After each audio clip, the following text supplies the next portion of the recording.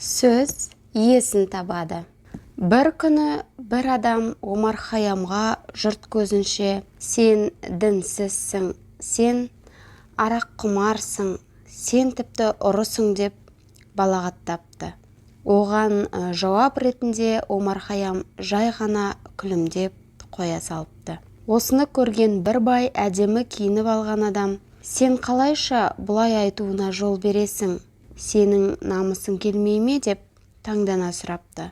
Сонда Омар күліп жүр менімен депті. Бай оған ілесіпті. Омар сарайына кіріп, ескі сандықты ақтарып, одан дымға жарамсыз жыртық халатты тауып, оны әлгі байға лақтырып: мынаны өзіңе өлшеп көрші, саған шақ болу керек депті. Мұның маған не керегі бар? Сен мені мазақ қылып тұрсың ба?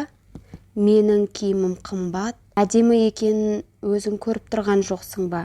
Сен шынымен де жынданыпсың деп халатты Омарға қайта лақтырыпты. Сонда Омар: көрдің бе, сен жыртық, ескі халатты өзіңе сай көрмедің. Сол сияқты мен де маған айтылған балағат сөздерді өзіме сай көрмедім. Сені балағаттаған адамға ренжігенің, оның сөздерінің шындық екеніне келіскенің деп жауап беріпті.